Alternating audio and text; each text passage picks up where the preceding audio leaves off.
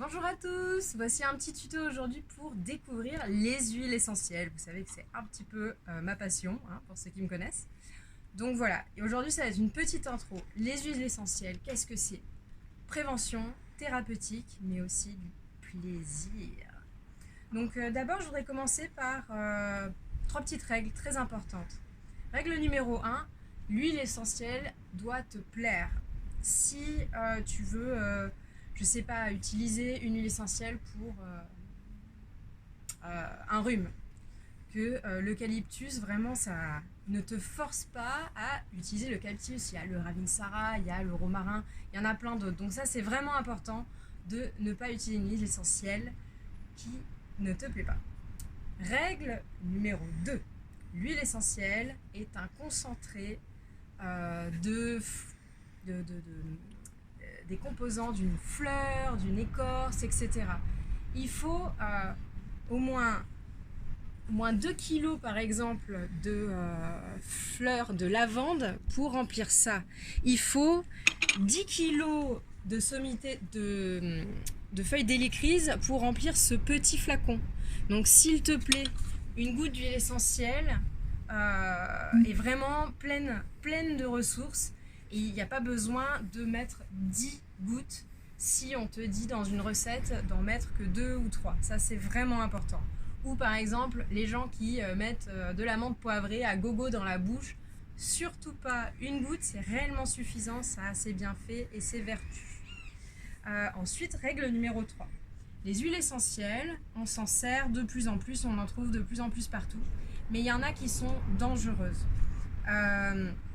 Du thym, de l'origan, des sarriette, il y en a qui sont vraiment très puissantes.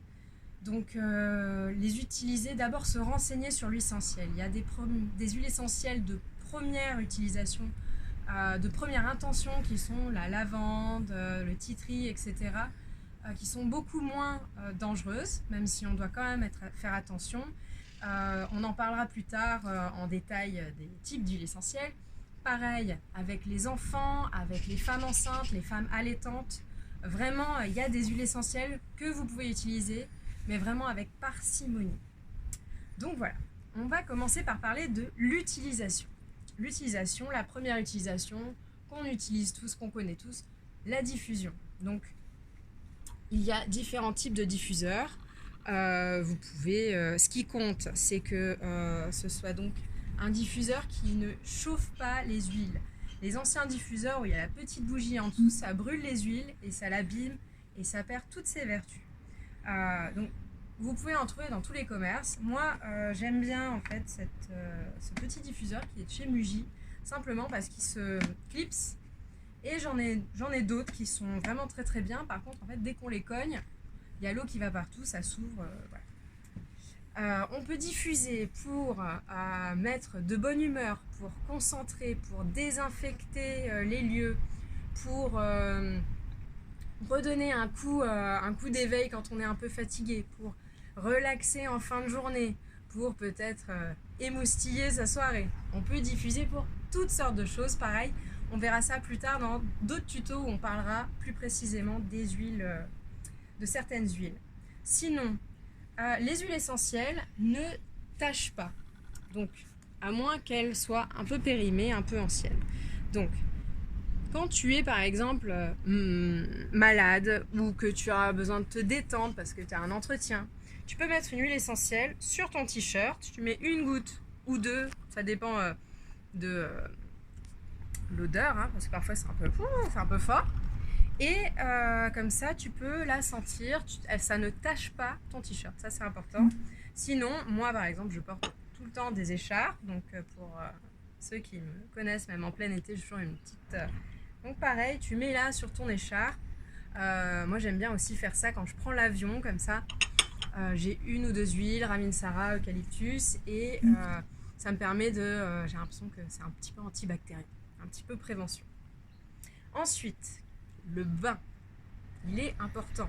L'huile essentielle ne se dissout pas dans l'eau, c'est comme une huile, elle flotte au-dessus.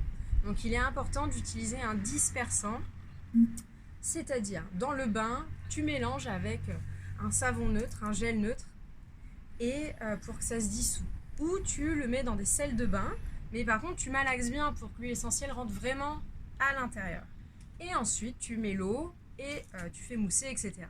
C'est très important, tu mets pas tes gouttes comme ça sur l'eau. Surtout il y a des gens qui mettent par exemple de la Golterie pour les muscles et en fait ça peut te brûler la peau, hein, vraiment.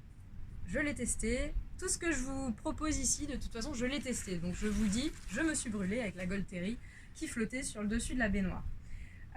Ensuite, application sur la peau.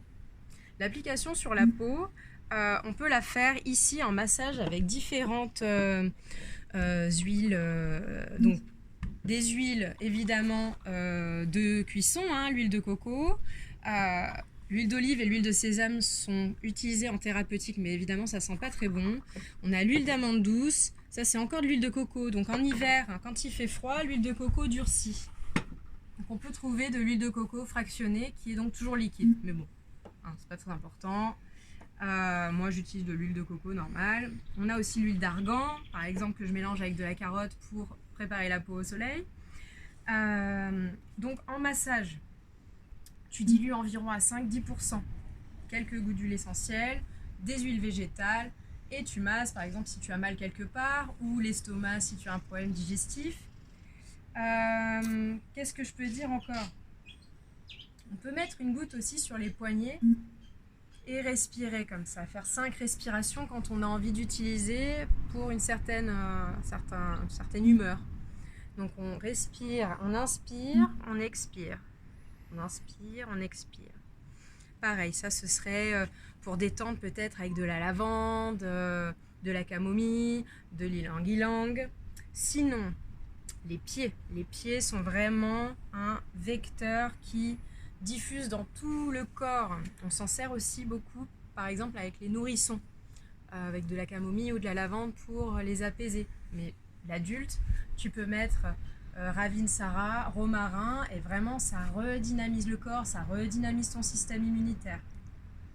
On peut aussi dynamiser le système immunitaire en mettant quelques gouttes le long de la colonne.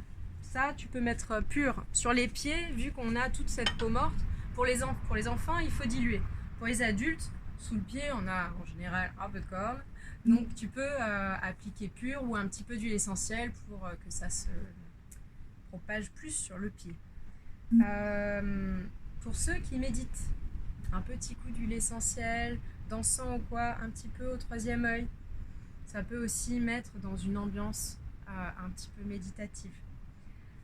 Je regarde ma liste pour rien oublier, hein, parce qu'il y en a. Donc ensuite, sur des plaies, sur des brûlures, vraiment faites attention, renseignez-vous avant, n'y allez pas. Il faut des huiles essentielles premièrement de qualité.